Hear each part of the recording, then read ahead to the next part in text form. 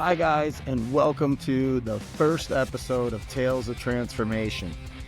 This is our new broadcast, our new podcast from Mid-Michigan Canine Academy, and our goal is to inspire you, to give you inside tips and training information, techniques on dog training, and also how that applies to life. And sometimes the principles are the same. So we want to talk about success, living a good life, and I have plans to bring in a lot of very successful individuals who have excelled in life, or even people like myself who got out of prison and faced that wall and said, what do you do? And you either succeed or you fail. You either sink or you swim.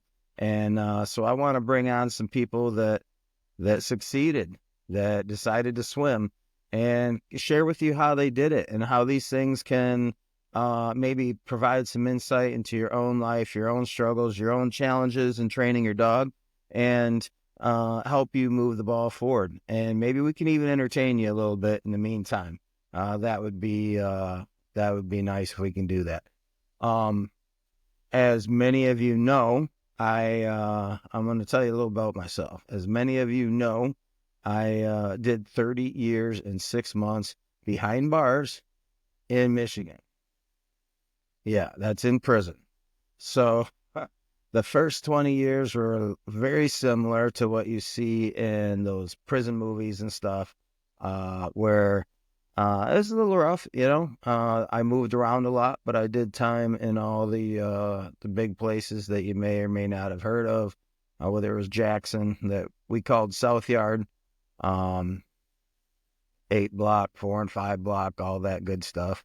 URF, Marquette, MR, Bloody Creek.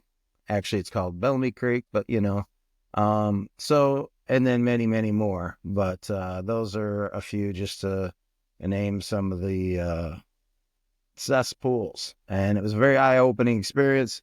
And each one was a little different, but a lot the same. And a real eye-opening experience. And that's part of our society. Taught me a little bit about what we got going on here in America. But never one to cry. I applied myself, and when I got out, I built a beautiful business. So what I want to cover here and what I want to talk about a little bit on this first one is just what happened when I got out and why I'm here, what Mid-Michigan Canine Academy is, why we do what we do, and what we're trying to do. Because I feel like I've been blessed, and it's a wonderful feeling every week when I'm able to help people live better lives. I get to talk to really great people from all different walks of life, and see them have their lives improved a little bit by being able to get along with their dog better. Sometimes this can cause a lot of stress in a relationship, in a home life, in how they interact with the outside world.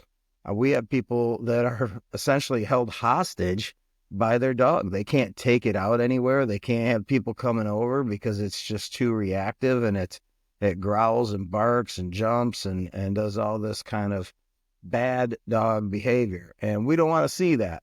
And we want to help them out. And so by transforming a dog, by leading it to change its behavior and to fit into the lifestyle of its owners, we're able to help them live a much better life, and to have much less stress, to have much less embarrassment when they go out around their neighborhood, around their friends, or try to have friends and family over. Not everybody feels the same way we do about dogs. And even if they are a dog lover, they may not necessarily want your dogs jumping all over them and demanding attention every time you go over to visit your friend or family member. So it has been a lot of fun to just see the changes and even save some dogs. We've brought in dogs from shelters. We've brought in dogs from just countless families that it's last chance. It's literally last chance. If we can't get the dog turned around, it's going to be put down. And we call those death row dogs. And the crew, my staff, the redemption crew takes these cases very seriously and really devote themselves to doing whatever it takes to really working with these dogs to show them a different way to react, show them a different way to respond, and to take out that reactive, aggressive side and make it into a much more manageable, obedient dog. And so we're going to be talking about those things and giving you inside information, giving you tips on how to work with dogs, what our philosophies of dog training are, what our philosophies of life are, and why the two often intersect and run parallel ways, and what you can learn from dog training about improving your own life. And so I want to start the first episode talking about one thing: engagement, and give you a little insight to how the business started and why we do what we do. Engagement, when it comes to working with a dog, is them paying attention to you. I often tell clients that it's my own theory or philosophy that dogs have two voices in their head. They have their squirrel brain and they have their engagement brain. And that squirrel brain or squirrel voice is when they want to chase a leaf or a smell or the dog in the neighbor's yard, and that's just running through their brain. Squirrel, squirrel, squirrel, squirrel, sausage, sausage, sausage. And that's all they hear, and that's all they want to chase. And every new little stimulation, every new little distraction, they want to just follow it and chase it down. On the other hand, you have engagement, which is the voice in their head that pays attention to you. And when our clients come to us, the squirrel brain is usually very high and the engagement brain is very low, and they're just not paying attention. So what we try and do is teach them to control that squirrel brain and build up the engagement brain so that when they go home, they don't have to be obedience champions, but we want them to listen to you and pay attention and not run off every time a leaf blows across the yard. We want them, when they do the naughty dog stuff, which they're going to do because they're dogs. That's what all dogs do. They do naughty dog stuff. But when you say, hey, I'm talking to you, get back here, stop it, knock it off, get over here, lay down and be quiet, then they listen and they do it. And they don't keep on doing those naughty dog behaviors. This is the goal. So one of the things I stress to my trainers week in, week out, I remind them constantly that our training programs use engagement every minute that the dog is out. I don't care if you're walking the dog to the bathroom or just moving from one kennel to the next, one doggy suite to the next, or you're just cleaning it out. I want the dog paying attention. We're building a habit, and we want those habits to be in place at the end of the week or 2 weeks or 4 weeks when the owner comes back. And that's what we want for the owner, and the stress with them is that, hey, get your dog to pay attention to you. Be engaging. Be fun. Be the most interesting thing in the room. Be that beer commercial. What was it? I'm the most interesting man in the world. I don't always drink beer, but when I do, yeah, be that guy. Make your dogs interested. Show them some interest. Show them something to grab onto, whether it's a little bit of training, a little bit of fun, a little bit of tug, a little bit of toy work, a little bit of affection, and throughout the day, and to keep them focused, keep them looking at you. You want them, when they go by, to be looking up, hey, what's he doing? What's she doing? What do we got going on? What are we going to do today, Pinky? What are we going to do today? Let's get them asking us this question. Well, let's get them asking us what we're doing. Hey, what do you want to do? Right? It doesn't mean we're going to be focusing on them all day, but it means they're focused on us. And when we're around, they're paying attention to us. That's what we want. Engagement means getting involved. It means participating. In the case with the dogs, it means them participating with us. We're interacting and having that relationship. We're participating together. We're engaging together. In life, it means engaging with life and the universe around us. We can sit back and watch it go by complain or compliment or whatever you're going to say about it, but just sit back and let it roll down the stream, let it roll down the street. Or you can get in and you can jump in with both feet. When I was in prison, I was very active. I like to do a lot of things. I constantly read. I got out, worked out twice a day, went out and socialized and everything. And other guys would see me and they'd say, well, Jim, I'm only doing the drugs and just laying around watching TV and not working out because I'm in prison. Watch, when I'm like 60 days, 90 days to the door, to my freedom, then I'm going to work out really hard and I'm going to start reading and I'm going to do all this. And when I'm out, don't worry. I'm the hardest working guy you ever saw. I would tell them, what you do now is what you're going to do out there, because you're forming habits. Every day we form habits. How we interact with the world around us, how we engage or don't engage, is forming habits. So even if you're in the bottom of the well, you're in this dungeon of prison, whether it's a nice, easygoing prison or a supermax, and I've been to them all. I spent 2 years in the supermax. That's level 6. Didn't take us out of the cell except for in cuffs and shackles, and your cuffs were chained to your shackles. And you walked like a little penguin just to go to the shower or just to go down to the counselor's office 30 feet away. That was a brutal, brutal experience for 2 years with a little window to look out of and not much else. A bunch of screaming people 22 hours a day that did not shut up. That was insane. It would drive anybody insane. But it doesn't matter if you're in a terrible place like that or the easiest place. You got to engage. You got to say, hey, where am I at? What am I doing? What do I want to do? And let me jump in and do this. And this is what I would tell those guys. You have to push through. You have to find things to do. You have to engage. Now, I didn't use that word back then. I said you need to find your will. You need to find your purpose, and you need to move. You need to have a project and keep going. Guys would ask me, hey, you got 2 life sentences. That's what I had, 2 life sentences. I did not think I was ever getting out of prison.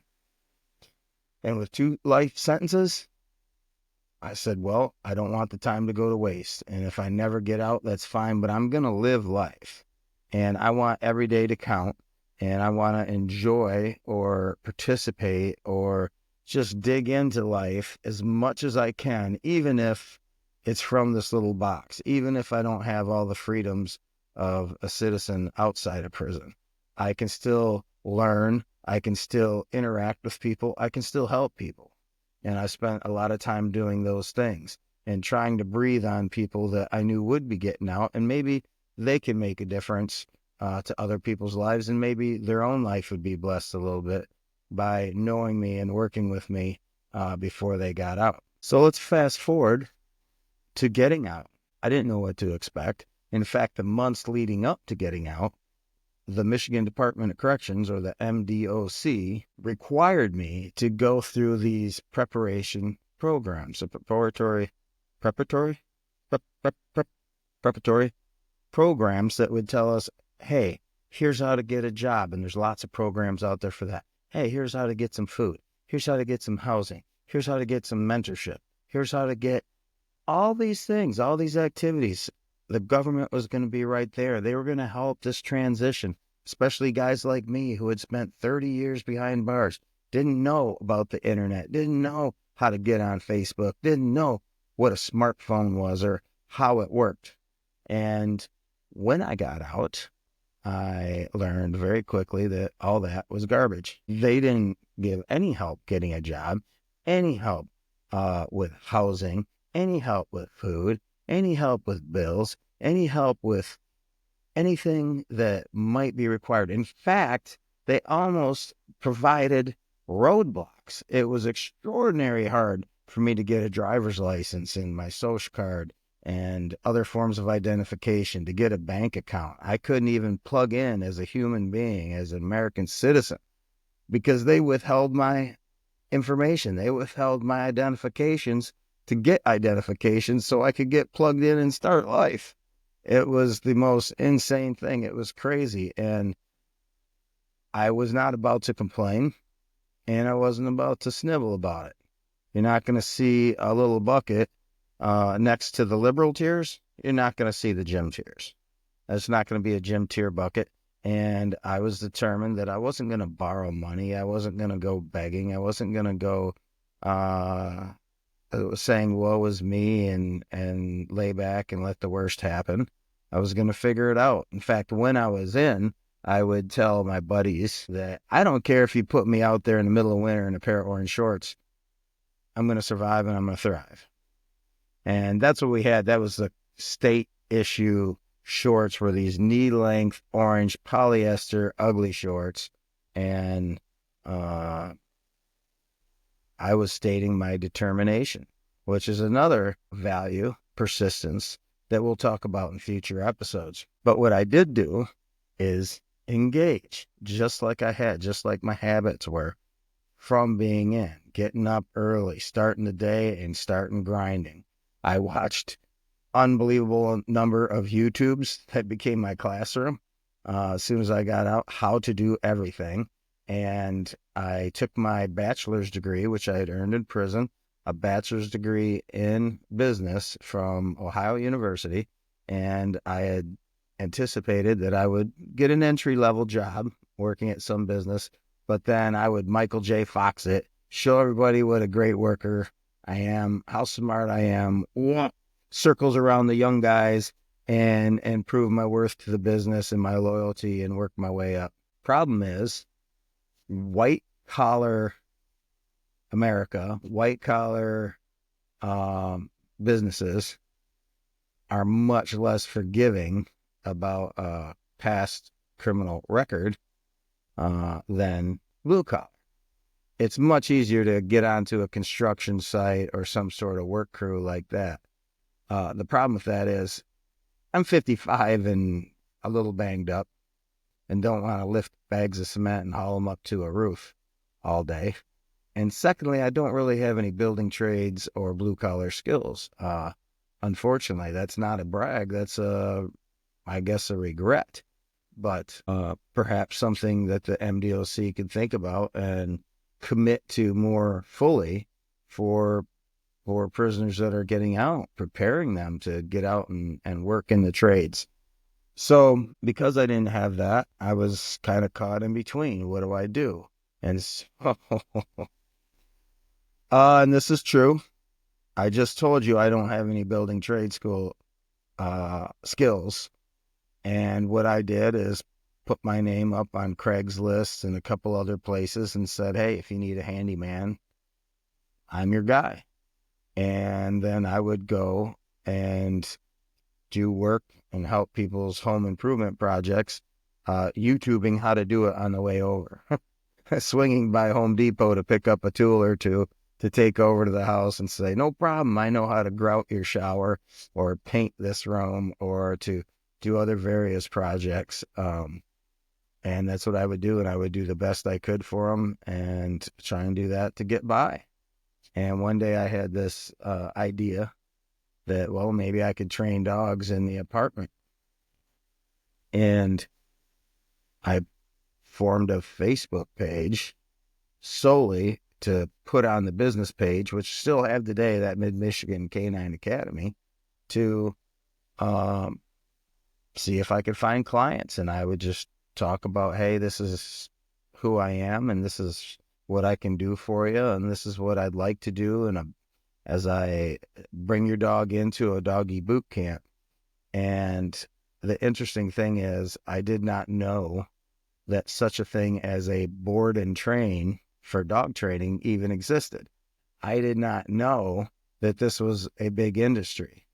And I just thought, well, maybe somebody will pay me, to do this. And so when I got a client, I was overjoyed, and I just train the dog all day, every day for the week, you know. Of course, giving it rest, but I was worried that I would not be able to meet the owner's expectations. All our dog training programs inside were 10 weeks. We would get a dog, a partner and myself, and we would have that dog for 10 weeks, and we'd work together and train it for that amount of time. And so you could really get a long ways. You could really bring a dog's abilities quite far in the 10 weeks time. I had no idea what I could do in a week. I just went to work and saw what I could do. And interestingly, the first family was very happy. And then the second, third, fourth, fifth, sixth, seventh. And they were very happy with the turnabouts, with the transformations. And I would take videos and I would send them these updates. Well, I think it was about the second or third client I had was an elderly lady. And she had these two little dogs that were about this big. I want to say that they were like a Shih Tzu mix, right? And they were not that big, but they terrorized her. They terrorized her house.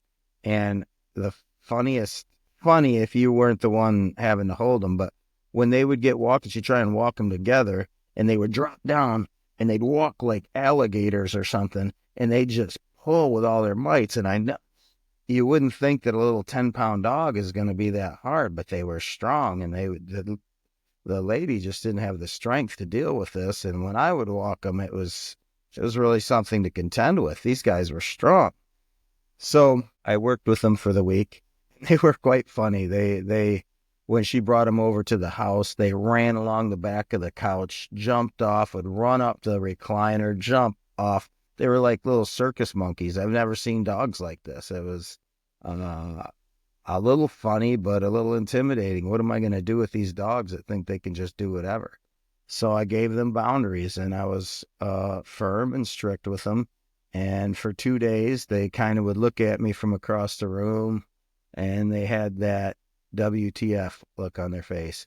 And if you saw those dogs, you would recognize that look instantly.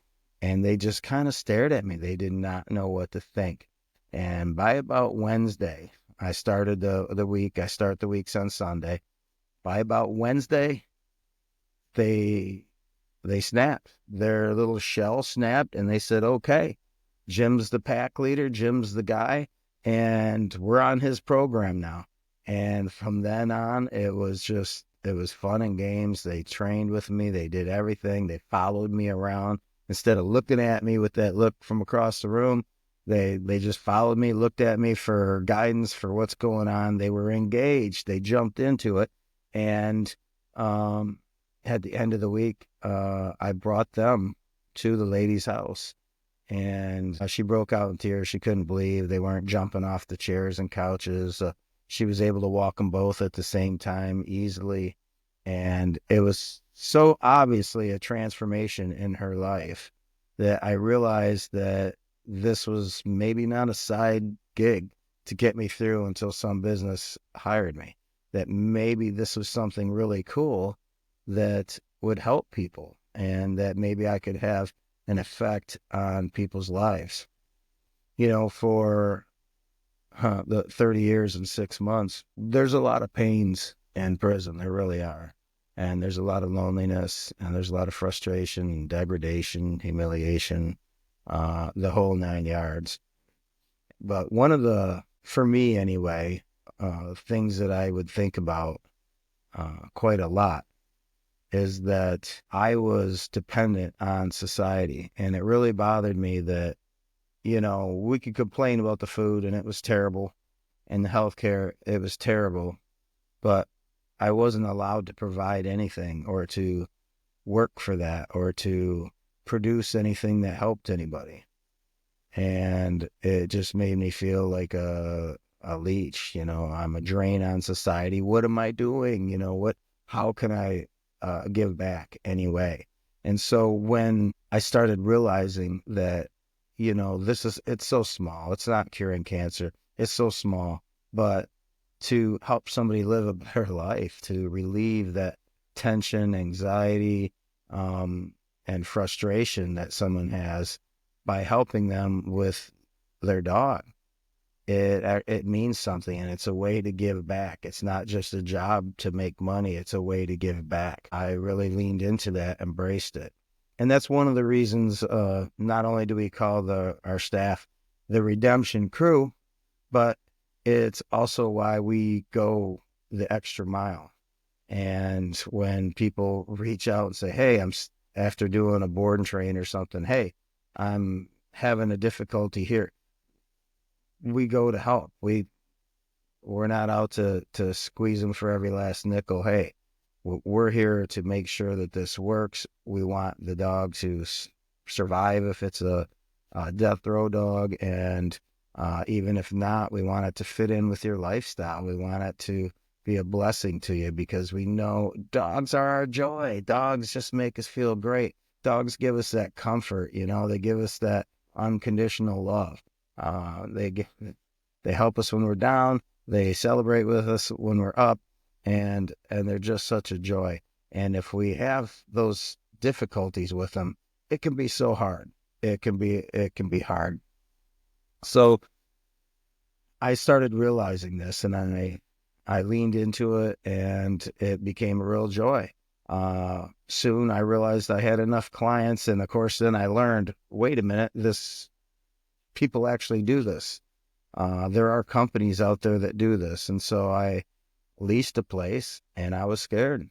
I didn't have any money, and pretty much put every dime I had into a little hole in the wall place over off of Bay Road, which is sort of a main road, and started taking clients, 3, 4, 5 dogs a week.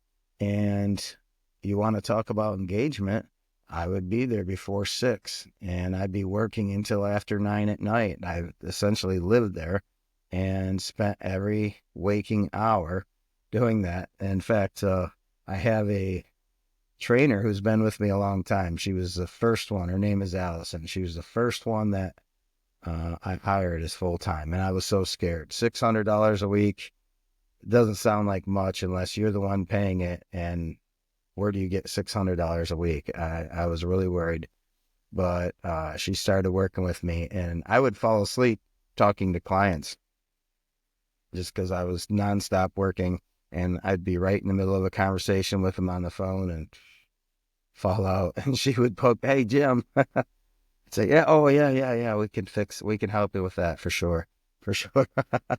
But that's what engagement is. And I didn't know what the other companies were doing. I didn't know what the expectations were. I didn't know what the standards were. I just did as much as I could. I did as much for the client as I could. I wanted them to be happy. I didn't want to see any disappointment in their eyes, and I wanted them to have a better life. And this type of engagement, this type of just jumping both feet in and grabbing it and saying, I will not fail. I am just going to help as many people as I can. I'm going to commit to doing this project, this thing, and this purpose, and not let off. And that's what I did. And that's what I've been doing now for almost 4 years. So, and it's continued to grow. It's been a real blessing. And the people have responded, our friends have responded, the clients have responded, new opportunities have opened up because of that. Because in the end, the engagement pays off. But you can't get ahead if you don't engage. If you're going to sit back and, I'd say abuse substances, abuse food, abuse your time, and then you're not going to see benefits. In fact, you're going to see quite the opposite, and you can't blame anybody else. You have to step in there. You have to engage. You have to jump in with both feet. And if you're striving to get your dog into training, if you want your dog to get into your life and to work with you and to stop doing knucklehead behaviors and to pay attention to you when you're saying, hey, stop it, stop running on the fence, or come over when I call you, and quit chewing on the rug or chasing the cat. You have to engage. You have to get its attention, work with it, lure it, start some basic commands, and do a little bit of that each day. And if you keep building that engagement, keep building that relationship, that talking back and forth, you're going to see that growth. You're going to see that relationship, that bond between you guys grow. And when you do that, you're going to see a lot better behavior. It's really going to be rewarding. And in the future episodes, we'll talk more about specific exercises you can do for that. We're going to be talking about a lot of different techniques, exercises, what types of training, the philosophies of training, why we kind of chuckle when we hear things like positive only and what that actually means, and why we think that balanced in our method of balance training is the most effective for our needs and for what we do and for how we help our clients. It's definitely a really powerful, really effective method, and it's something that you can use at home.